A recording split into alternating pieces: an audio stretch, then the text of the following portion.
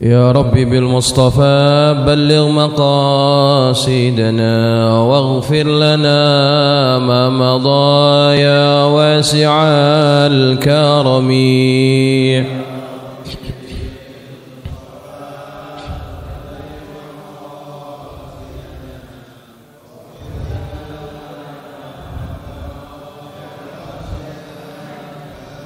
يا رب هيئ لنا من أمرنا رشدا واجعل معونتك الحسنى لنا مددا.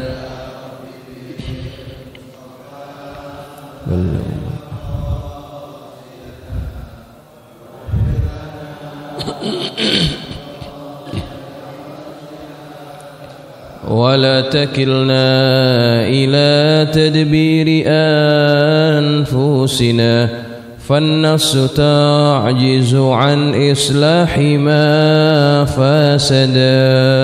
يا رب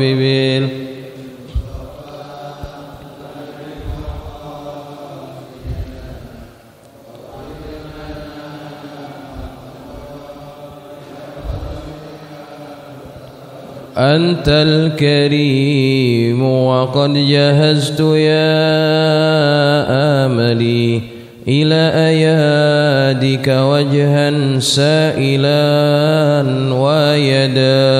يا رب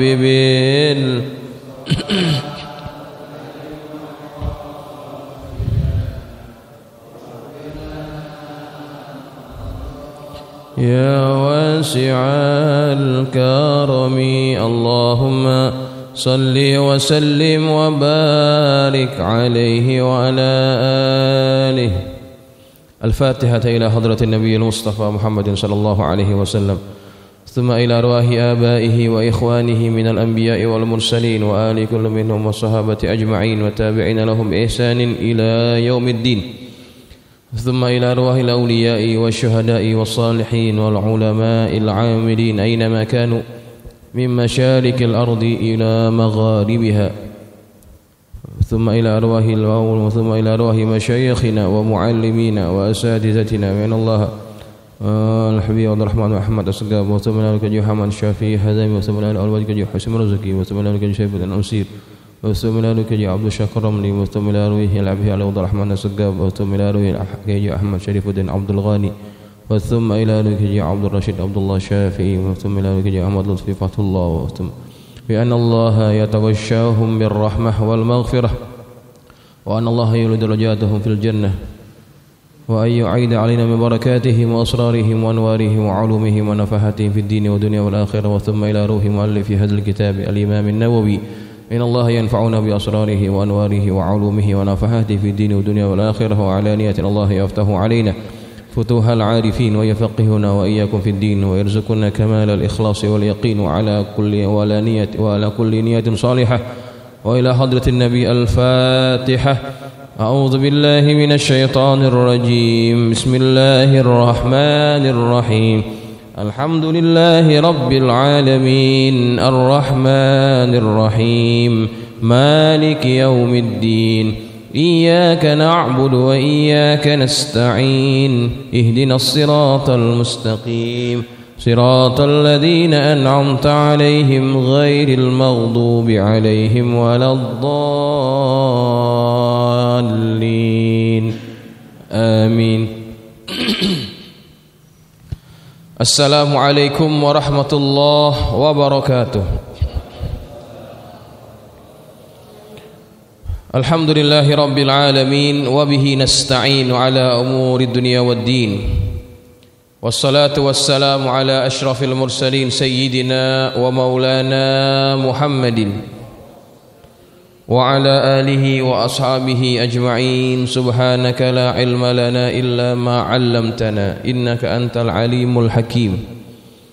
رب اشرح لي صدري ويسر لي أمري واحلل عقدة من لساني يفقه قولي. أما بعد، فإن أصدق الحديث كتاب الله تعالى، وخير الهدي هدي محمد صلى الله عليه وسلم، وشر الأمور محدثاتها، وكل محدثة بدعة، وكل بدعة ضلالة، وكل ضلالة في النار.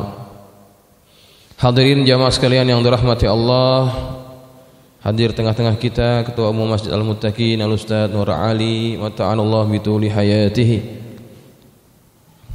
serta jamaah sekalian yang mudah-mudahan kita semuanya dirahmati oleh Allah Subhanahu wa taala. Alhamdulillah, malam ini Allah permudahkan langkah kita untuk hadir duduk di majlis ilmu yang mudah-mudahan majlis ini senantiasa menjadi majlis yang dirahmati oleh Allah. Apa yang kita pelajari menjadi ilmu yang bermanfaat untuk kita sekalian, dan kita berharap bahwa kita keluar daripada majlis ini dalam keadaan Allah mengampunkan dosa-dosa kita. Amin, Allahumma amin. Jamaah sekalian yang dirahmati Allah, kita teruskan ta'lim kitab Hadis Arba'in An-Nawawiyah. Pada minggu yang lalu kita membahas hadis yang ke-28. Hadisnya belum habis kita bahas, baru separuh jalan kita membahaskan hadis tersebut. Insyaallah malam ini kita akan habiskan penjelasan daripada hadis yang ke-28 ini. Bismillahirrahmanirrahim. Qala Syekhul Musannif rahimahullahu taala wa ghafara lahu wa liwalidayhi wa limasyayikhihi wa nafa'ana bi ulumihi fid dharain amin.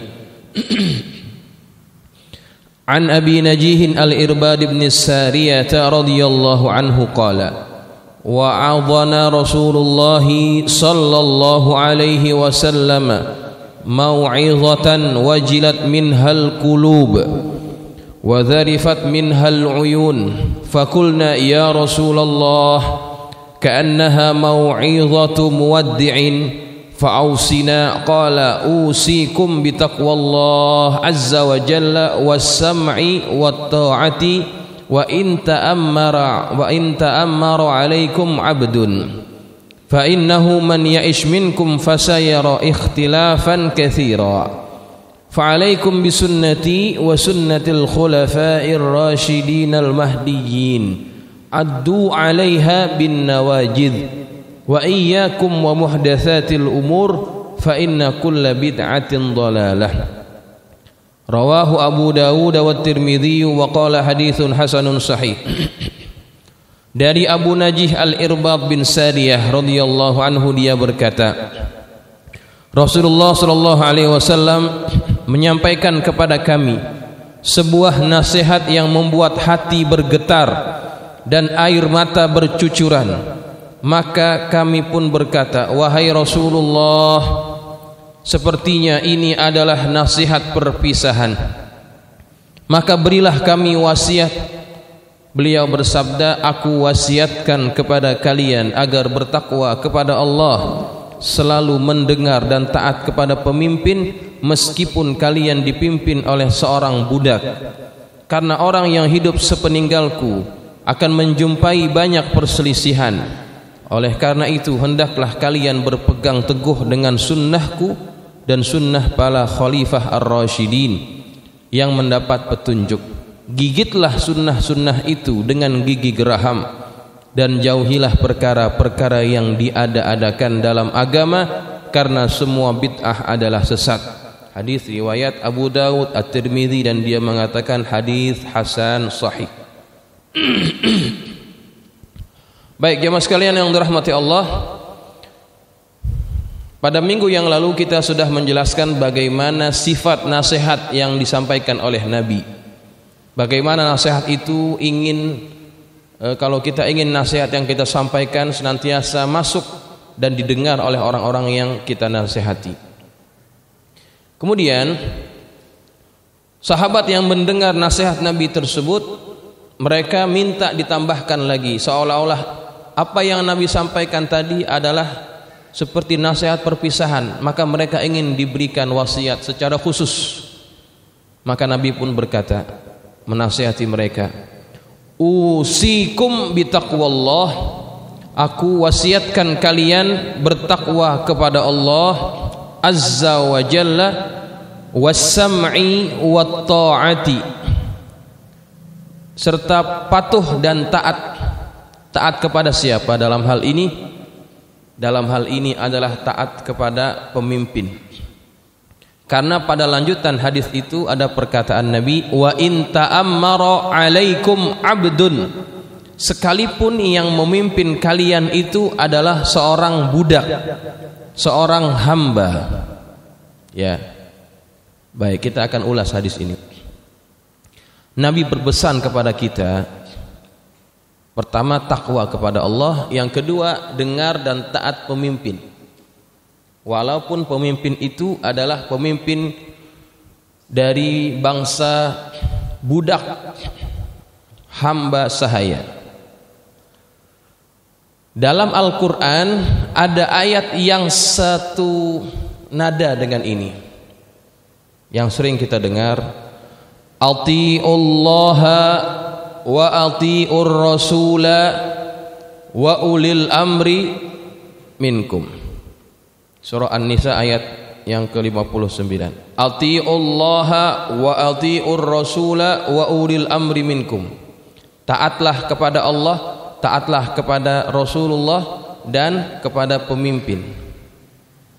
Ulil amri ini difahami banyak oleh para ulama hadis, ulama tafsir, bukan hanya pemimpin saja, tetapi dalam hal itu masuk juga kepada para ulama. Nah, coba perhatikan ayat ini. Ketika menyuruh taat kepada Allah, Allah menggunakan lafaz atiullaha. Ketika menyuruh taat kepada Rasulullah juga ada perkataan wa atiur rasul. Ada perkataan atiu. Tetapi ketika masuk pada ulil amri tidak ada perkataan atiu. Ada artinya itu, ada maksudnya. Coba kita dengar lagi. Atiullaha wa atiur rasula, langsung wa ulil amri minkum. Mana perkataan atiunya? Enggak ada di situ. Itu ada maksud bahwa ketaatan kepada pemimpin tertakluk kepada sejauh mana pemimpin itu taat kepada Allah dan taat kepada Rasulnya. Kalau pemimpin itu adalah pemimpin yang juga taat kepada Allah dan taat kepada Rasulnya, maka perintah-perintahnya wajib kita ikuti. Makanya dalam satu hadis yang lain, la ta'ata li makhluqin fi ma'siyatil khaliq. Tidak ada ketaatan pada perkara yang dalam perkara itu ada unsur maksiat terhadap Allah yang menciptakan kita. Maka ketaatan kepada pemimpin ini hanya pada perkara-perkara yang tidak menyalahi aturan-aturan agama. Kalau sudah menyalahi aturan-aturan agama, maka tidak wajib kita taat kepada pemimpin kita. Tetapi kalau itu perkara yang tidak berkaitan ataupun bahkan tidak menyalahi aturan-aturan agama, wajib kita taat. Itu aturan dan anjuran yang disebutkan oleh baginda Rasulullah sallallahu alaihi wasallam. Kenapa? Karena dalam urusan kita taat kepada pemimpin, di situ akan melahirkan satu keadaan yang disebut sebagai keamanan. Ya, ketika ada keamanan, tercipta keamanan, maka aspek-aspek yang lain juga akan tumbuh. Akan tumbuh aspek ekonominya. Ekonomi akan bertambah, akan berkembang kalau negeri itu adalah negeri yang aman. Sosialnya juga begitu. Maka kunci satu negeri itu akan menjadi negeri yang maju kalau pada negeri tersebut tercipta yang namanya keamanan. Nah, keamanan kuncinya adalah ketika rakyatnya taat kepada pemimpinnya. Ketika tidak ada yang namanya kepatuhan kepada pemimpin, di situ akan terjadi apa? Gejolak, ya, akan terjadi gejolak. Ketika terjadi gejolak, pasti akan berefek kepada banyak bidang dalam kehidupan kita. Kita pernah mengalaminya itu, Pak. Ya, kita pernah mengalaminya itu. Kapan? Tahun berapa? Tahun berapa? 98, ya kan? 98 kita berada pada keadaan yang terendah dalam apa? Dalam sejarah berdirinya bangsa ini. Memang waktu itu kan, coba kita perhatikan sejarah ya. Kalau kita perhatikan pada tahun itu, ya, gejolak masyarakat yang ingin menumbangkan apa namanya, Orde Baru ya, itu begitu kuat, ya, begitu kuat. Semakin hari semakin apa namanya, semakin besar gejolak di masyarakat. Apa yang terjadi akhirnya? Banyak terjadi pembunuhan, penculikan yang tidak diketahui oleh orang. Betul tidak? Mahasiswa banyak yang diculik kemudian tidak tahu kemana lagi beritanya. Pada akhirnya turunlah pemimpin pada waktu itu. Tetapi ketika sudah terjadi yang namanya peralihan kekuasaan yang dimotori oleh sikap yang tidak taat kepada pemimpin waktu itu ya, efeknya apa waktu itu, Pak? Kita berada pada keadaan yang sangat parah. Krisis moneter terjadi begitu parah di negara kita.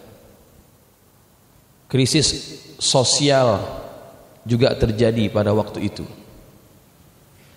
Krisis keamanan pun begitu juga. Dan coba kita lihat, apakah keadaan setelah bergantinya rezim dari Orde Baru kepada Orde Reformasi, keadaannya semakin baik atau tidak?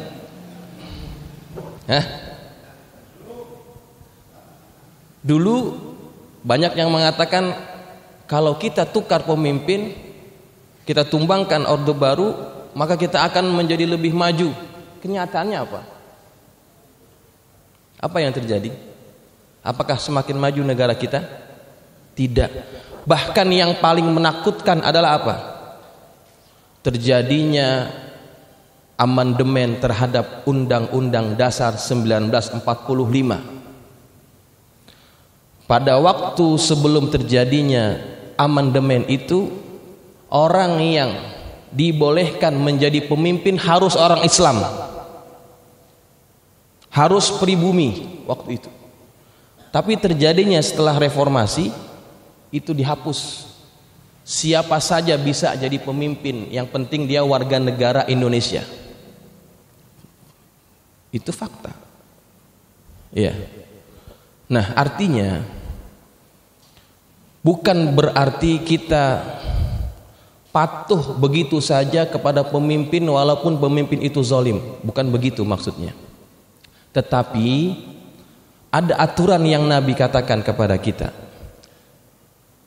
Ketika kita menghadapi satu pemimpin yang zalim, jalan keluarnya adalah bukan dengan menjatuhkan dia dari tampuk kekuasaan. Bukan itu caranya. Ya. Ketika kita menghadapi pemimpin yang zalim, Nabi katakan dalam hadis yang lain, apa yang Nabi katakan? Sabar. Karena setiap pemimpin, baik itu pemimpin yang zalim ataupun yang tidak zalim, pasti ada masanya.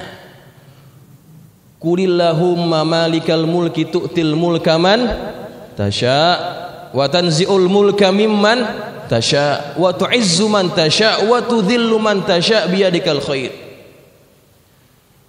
Maka jalan yang Nabi ajarkan kepada kita ketika kita menghadapi pemimpin yang zalim, bukan dengan cara merampas kekuasaan, menjatuhkan dia daripada tampuk kekuasaan. Itu akan menjadikan keadaan semakin parah. Tunggu satu saat orang yang zalim itu akan berganti juga, akan jatuh juga. Nah, ketika terjadi pergantian dengan cara yang baik, maka di situ tidak akan terjadi yang namanya efek-efek buruk. Ya, kita ambil pengajaran daripada yang di Jakarta ini. Maaf ya, kita belajar hadis tapi kita kaitkan dengan keadaan itu.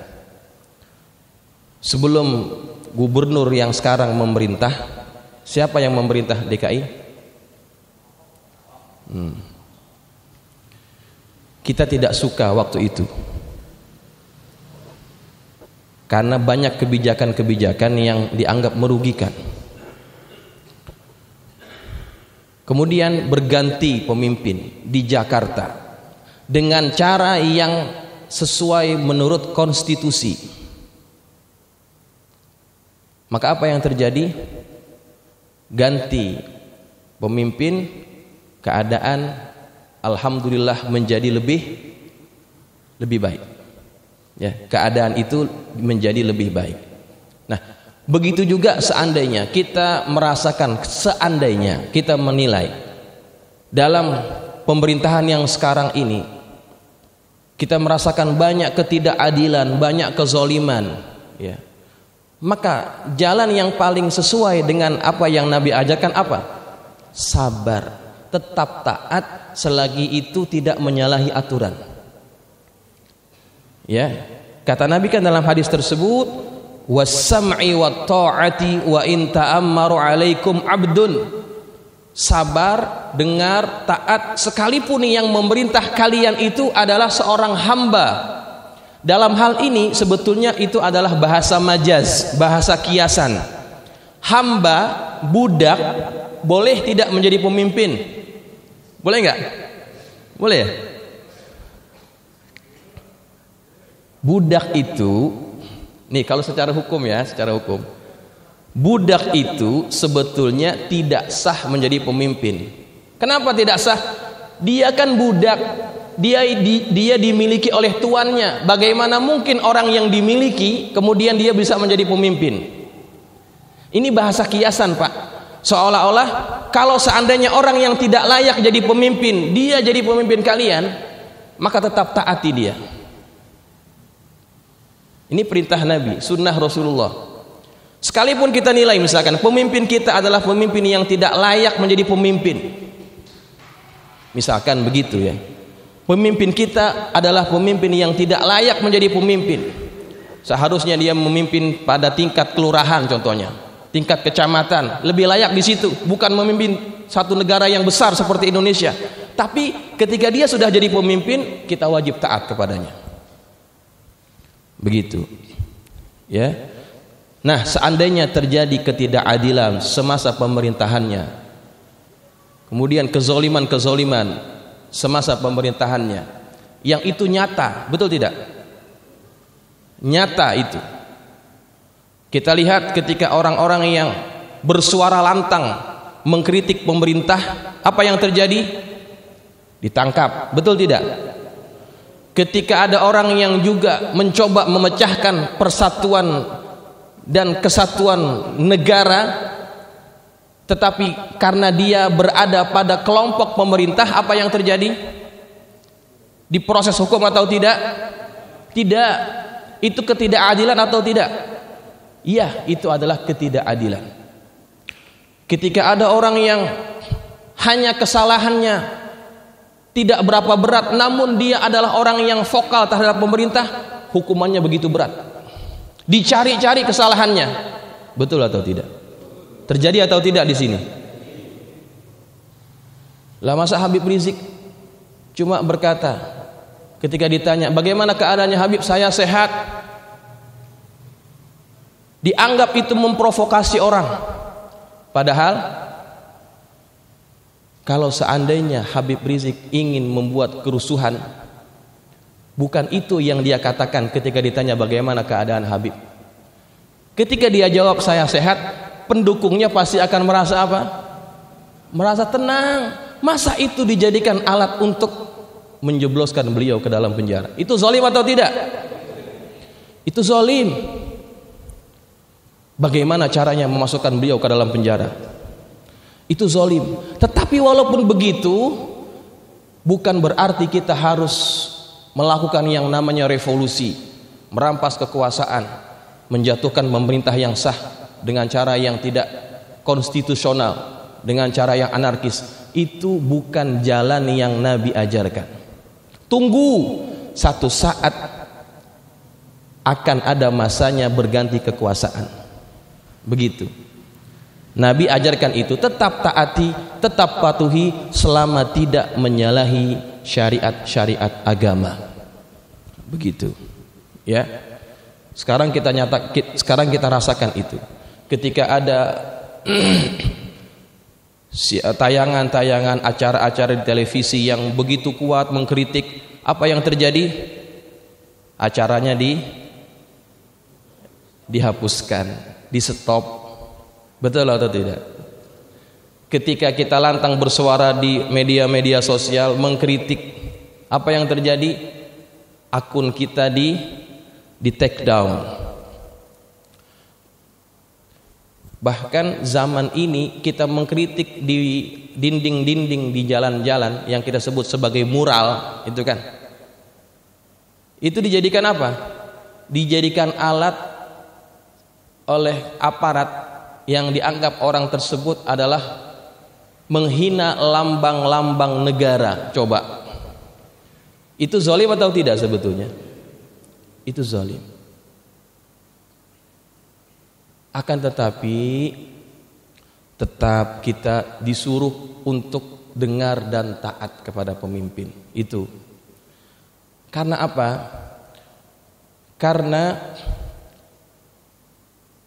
efek yang akan terjadi ketika orang tidak taat itu lebih besar dibandingkan kita harus menahan kesabaran dalam hati kita. Itu lebih mudah dibandingkan harus menerima apa yang namanya revolusi dan sebagainya. Coba kita lihat, Pak, di negara Timur Tengah ada beberapa negara yang mereka coba menggulingkan pemerintahnya yang sah. Yang terjadi sekarang keadaannya bukan semakin baik. Coba lihat apa yang terjadi di mana? Di mana? Di apa itu? Di Libya. Di Libya digulingkan pemerintahnya. Muammar Gaddafi digulingkan bahkan dibunuh. Apakah setelah beliau wafat berganti pemerintah Libya menjadi lebih maju? Hancur. Mereka saling berebut kekuasaan. Keadaannya tidak semakin lebih baik daripada ketika Gaddafi memerintah Libya. Hancur. Kemudian di mana lagi? Di Irak. Irak itu juga sama. Saddam Hussein itu juga bukan pemimpin yang sangat taat, enggak. Ada juga kejahatannya, ya. Ketika dia tidak suka dengan satu kabilah, maka dibantai kabilah itu. Itu terjadi. Tetapi ketika dia digulingkan, dijatuhkan, apa yang terjadi di sana? Apakah semakin maju negaranya? Tidak. Ya, tidak. Nah, inilah yang Nabi maksudkan.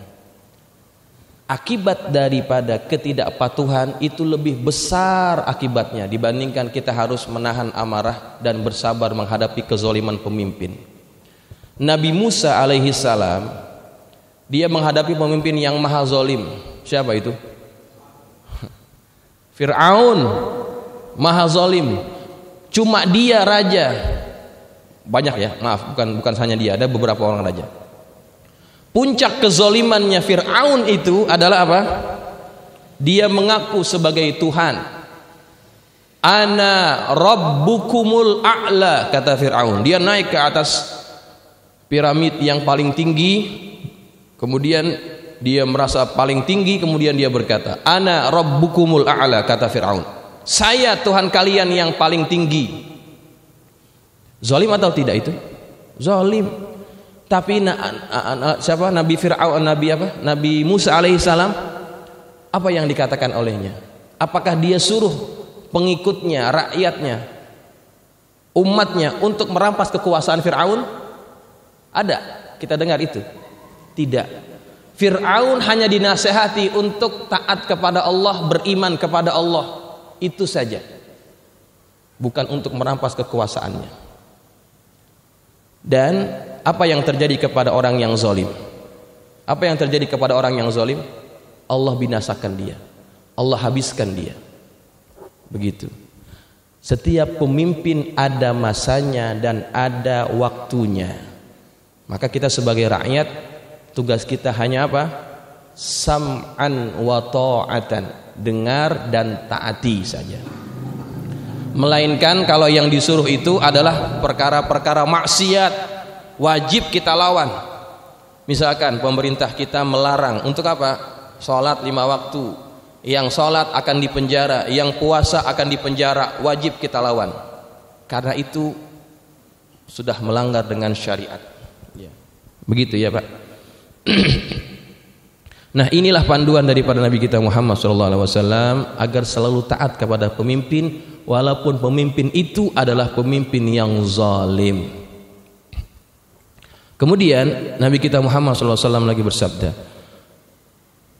fa innahu man ya'ish minkum fasayara ikhtilafan katsira. Nabi sudah mengetahui itu. Barang siapa yang di antara kalian yang hidup sepeninggalku akan menjumpai banyak perselisihan. Dan itu terjadi. Setelah Nabi wafat terjadi banyak perselisihan di kalangan para sahabat. Terjadinya peperangan di antara para sahabat itu karena ada apa? Karena adanya sikap tidak taat kepada apa yang Nabi katakan. Ya.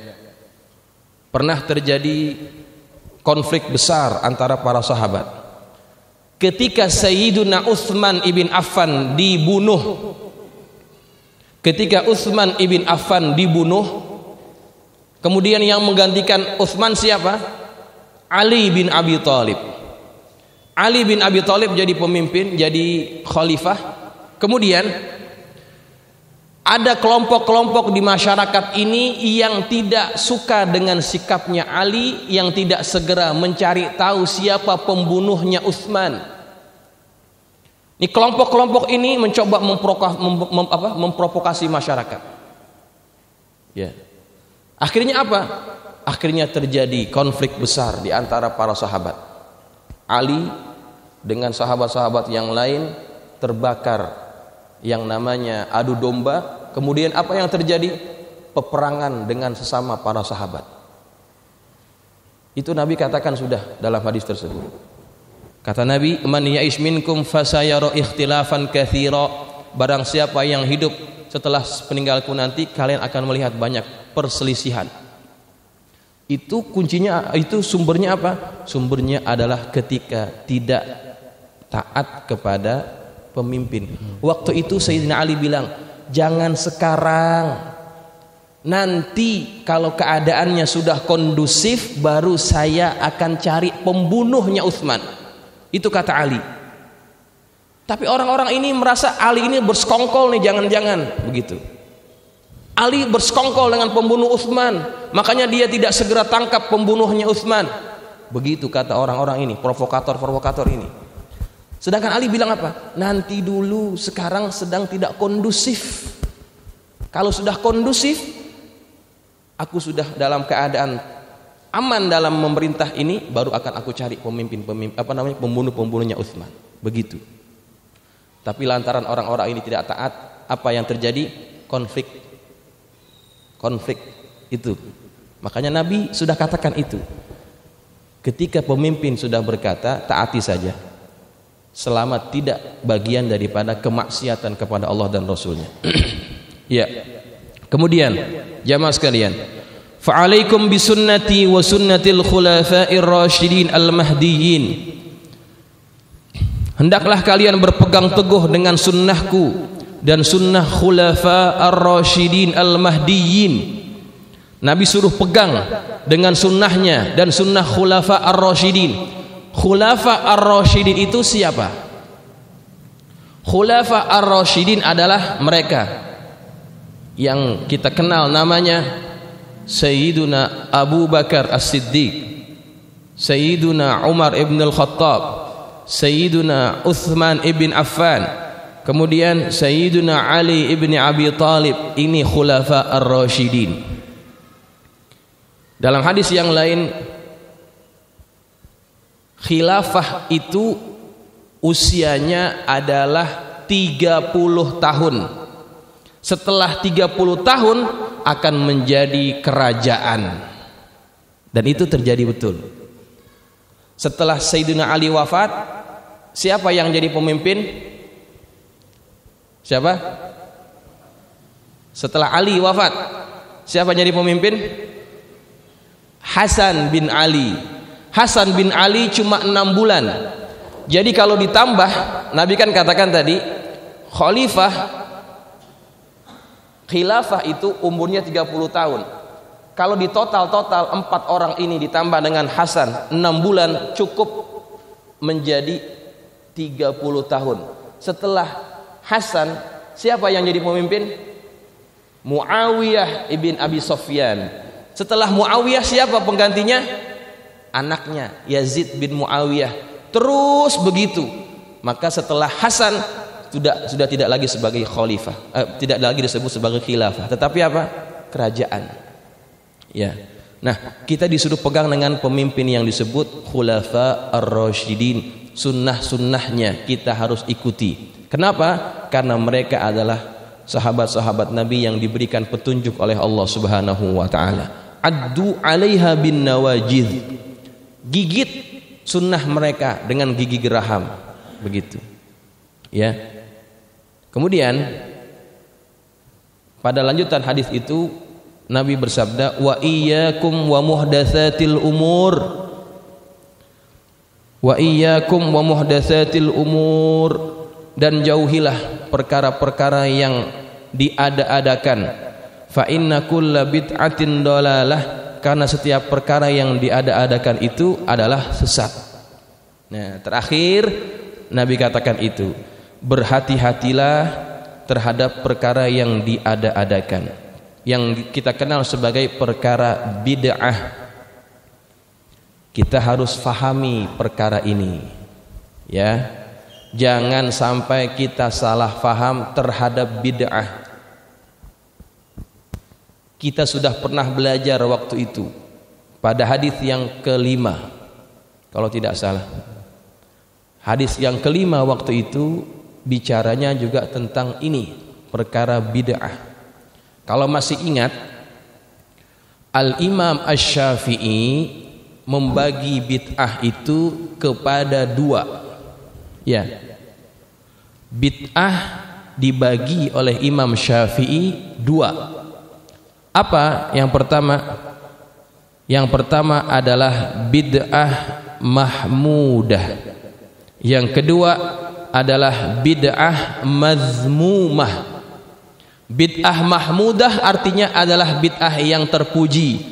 Apa itu bid'ah yang terpuji? Fama wafaqas sunnata fahuwa mahmudun. Setiap perkara yang menepati sunnah maka itu adalah perkara terpuji. Bid'ah yang terpuji. Wa ma khalafas sunnah fahuwa mazmum.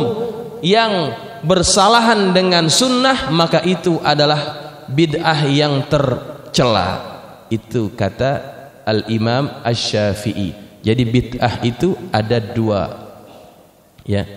Ustaz, tapi kan di akhir hadis itu Nabi katakan fa inna kulla bid'atin dhalalah. Setiap bid'ah itu adalah sesat. Berarti semua bid'ah adalah sesat dong. Enggak usah ada pembagian, ada bid'ah yang terpuji, ada bid'ah yang tercela. Kan kata Nabi semua bid'ah adalah sesat. Kita harus faham, kulla di situ bukan menunjukkan semuanya.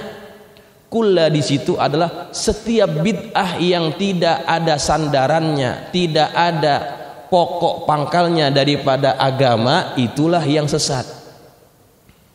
Ya, begitu. Kita bisa banyak berikan contoh betapa para sahabat itu melakukan perkara-perkara yang Nabi tidak pernah lakukan. Itu bid'ah atau tidak? Bid'ah kan?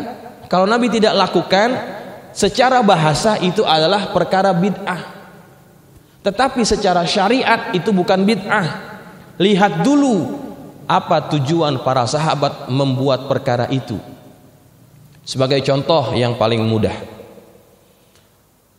pada waktu Nabi hidup, Nabi tidak pernah menyuruh para sahabatnya sholat tarawih berjamaah. Nabi hanya sholat di masjid, kemudian para sahabat ikut di belakang. Hari pertama, hari kedua, hari ketiga. Setelah itu Nabi tidak keluar lagi dari kamarnya. Kenapa? Nabi takut kalau sholat tarawih itu menjadi sholat yang difardukan Allah, menjadi berat bagi umatnya. Maka para sahabat ketika Nabi tidak lagi keluar rumah, mereka sembahyang sendiri-sendiri. Ada yang di situ, ada yang di sini, ada yang di situ.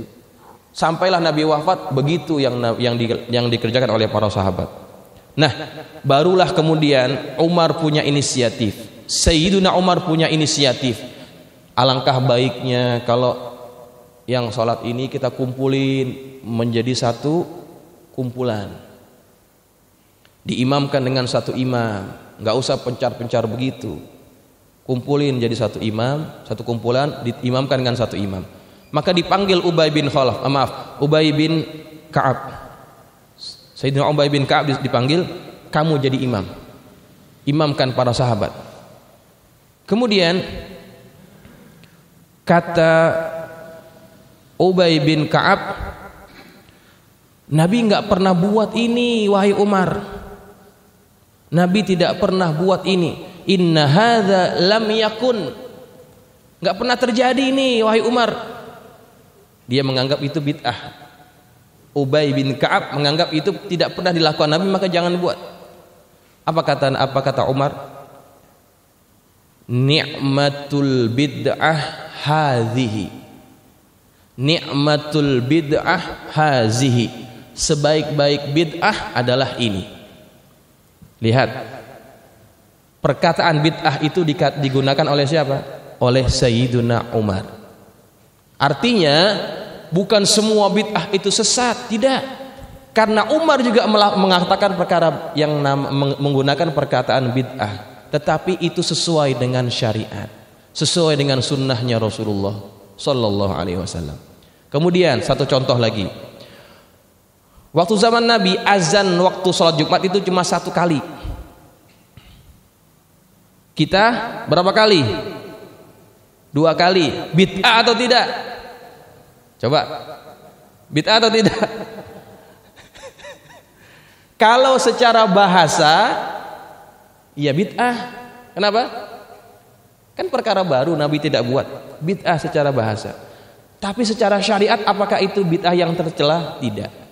Siapa yang buat pertama kali itu? Utsman. Utsman yang punya inisiatif ketika umat Islam sudah semakin tersebar. Ya. Kemudian kota semakin luas, maka perlu ada 2 kali azan. Azan pertama mengingatkan bahwa supaya orang-orang segera ke masjid. Azan kedua menandakan bahwa sholat Jumat akan segera dimulai. Maka dibuatlah 2 kali azan sampai sekarang. Begitu. Utsman melakukan bid'ah atau tidak? Ya bid'ah. Tetapi berani kita katakan Utsman itu melakukan perkara yang tercela, yang tersesat? Enggak berani kita. Kenapa? Karena Utsman bagian daripada khulafa ar-rasyidin al-mahdiyyin. Paham? Ya, jadi jangan terlalu mudah mengatakan segala sesuatu yang Nabi tidak katakan itu adalah perkara bid'ah. Itu hati-hati.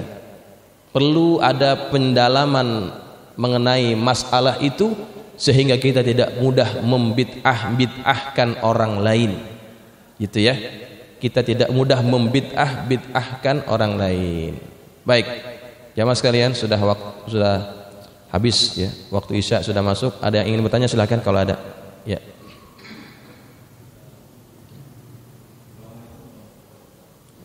Bentar Pak, pakai mic. Taat kepada pemimpin sekalipun seorang budak ya. Ya. Di sini sebutkan. Jadi kalau saya baca dari hadis ini, memang ini sudah terjadi di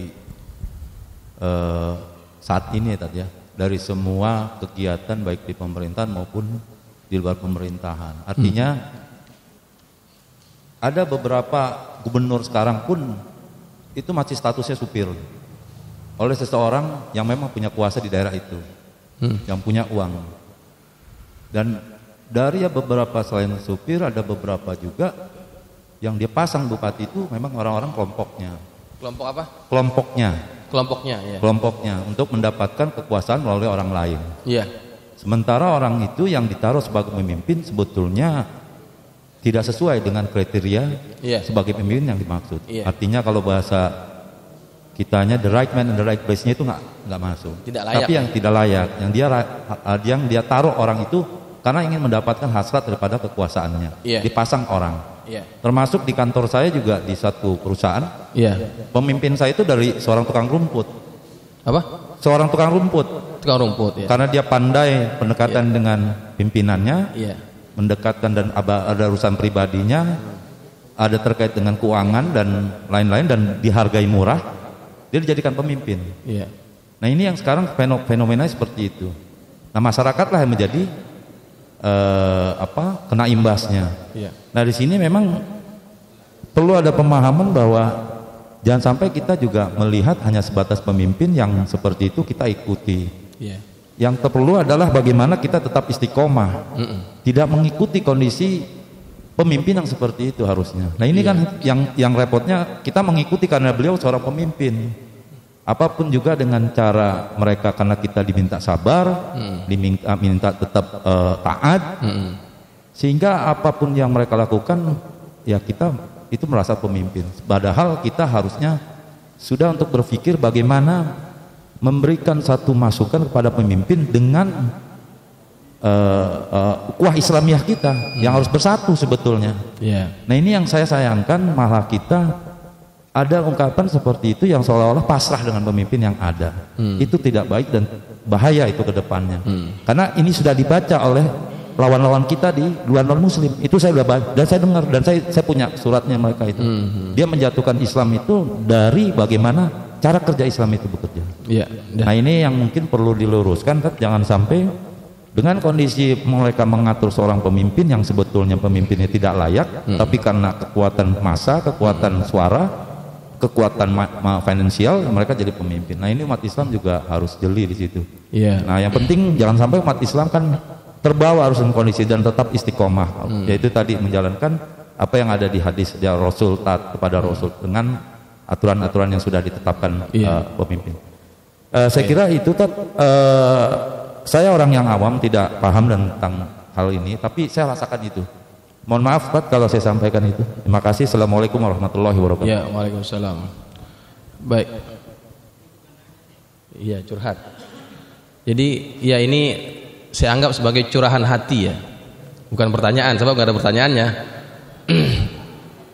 Jadi ini memang yang terjadi di masyarakat kita. Artinya ada ketidakpuasan ya terhadap apa yang kita hadapi sekarang ini. Saya kalau tanya masing-masing pasti memilih atau tidak waktu itu. Memilih orang itu atau tidak? Kan tidak kan? Kita tidak memilihnya, tetapi memang sudah menjadi takdirnya beliau itu jadi pemimpin kita. Bagaimanapun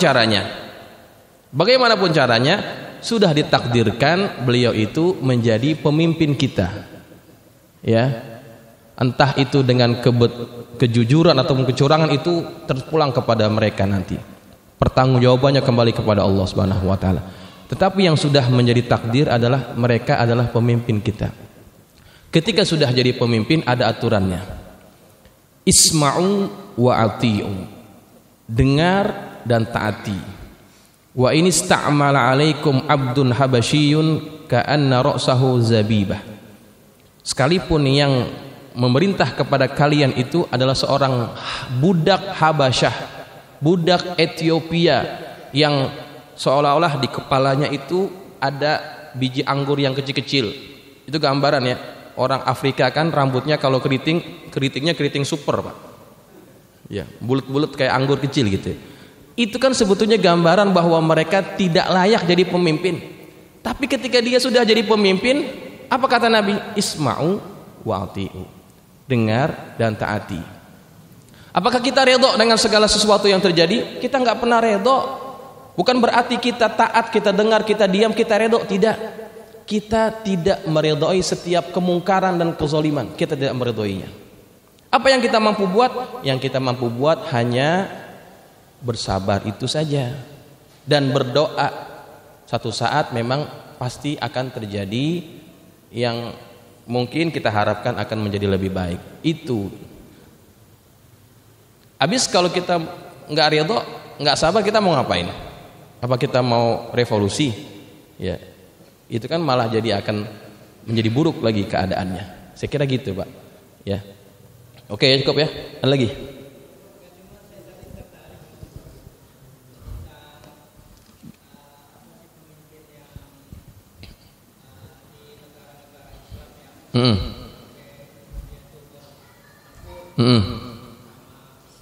Ya. Ya.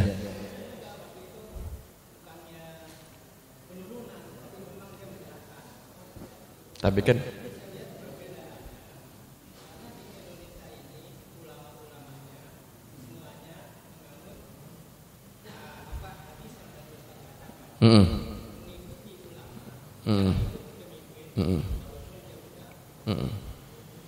iya. Iya.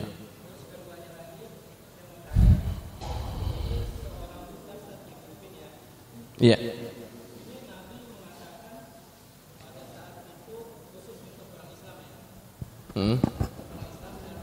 Kalau orang Islam yang ada di negara lain itu juga termasuk harus taat gitu. Iya, sama.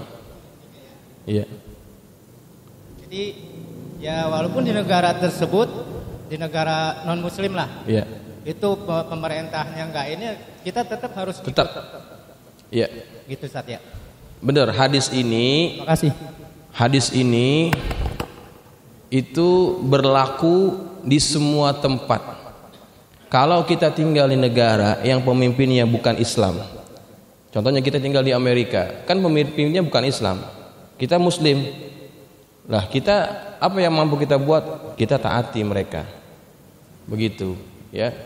Kita taati mereka. Dan memang Indonesia dijaga oleh Allah dari terjadinya pertumpahan darah, perpecahan seperti yang terjadi di Timur Tengah. Pada tahun 98 itu, ya, kebetulan pemimpinnya sudah tua, sudah 70 tahun lebih. Kalau dia masih umurnya 50 tahun, 65 gitu, 60-an, semangatnya masih begitu kuat, mungkin lain ceritanya. Dihabisi kita barangkali waktu itu, ya kan? Dihabisi waktu itu kalau masih dalam usia muda. Tapi kebetulan beliau sudah tua, sudah semakin dekat dengan Islam. Saya ingin buka nih. Menjelang akhir-akhir pada pemerintahannya Orde Baru, almarhum Bapak Soeharto itu semakin dekat dengan Islam. Waktu itu ngajinya dengan siapa? Dengan saudara saya Kiai Haji Masyhuri Syahid. Udah mulai ngaji waktu itu, udah mulai bener waktu itu. Makanya dia tidak mau terjadi pertumpahan darah berterusan. Dia turunkan dirinya sendiri. Itu waktu itu. Tapi waktu kalau misalkan masih dalam usia 50 tahun, temannya masih LB Murdani dan sebagainya, habis kita dihabisi itu waktu itu. Ya. Nah, itu Allah masih jaga Indonesia dari terjadi pertumpahan darah. Karena masih banyak ulama-ulama yang soleh di sini. Baik jamaah sekalian, sudah terlalu lama ya. Karena temanya juga tema yang panas ya, politik ya, mungkin gitu. Kalau dipanjangin lagi makin panjang ini. Mudah-mudahan bermanfaat. Al-Fatihah. A'udzubillahi minasyaitonirrajim. Bismillahirrahmanirrahim. Alhamdulillahirabbil alamin arrahmanirrahim maliki yaumiddin. Iyyaka na'budu wa iyyaka nasta'in. Ihdinas siratal mustaqim. Shiratal ladzina an'amta 'alaihim ghairil maghdubi 'alaihim waladdallin. Bismillahirrahmanirrahim. Alhamdulillahirabbil alamin wassalatu wassalamu ala asyrafil mursalin sayyidina maulana Muhammadin wa ala alihi wa ashabihi ajma'in. اللهم انفعنا بما علمتنا وعلمنا ما ينفعنا اللهم زدنا ولا تنكسنا وأكرمنا ولا تهنا واعتنا ولا تحرمنا وآثرنا ولا تؤثر علينا وأرضنا وارض عنا اللهم إنا نسألك بحق فاطمة وأبيها وبعلها وبنيها افتح علينا وعلى أولادنا وتلاميذنا فتوح العارفين وفقهنا وإياكم في الدين وارزقنا كمال الإخلاص واليقين اللهم ارزقنا فهم النبيين وحفظ المرسلين وإلهام الملائكة المقربين برحمتك يا أرحم الراحمين اللهم اجعلنا من الذين يستمعون القول فيتبعون أحسنه وصلى الله على سيدنا محمد وعلى آله وصحبه وسلم والحمد لله رب العالمين السلام عليكم ورحمة الله وبركاته.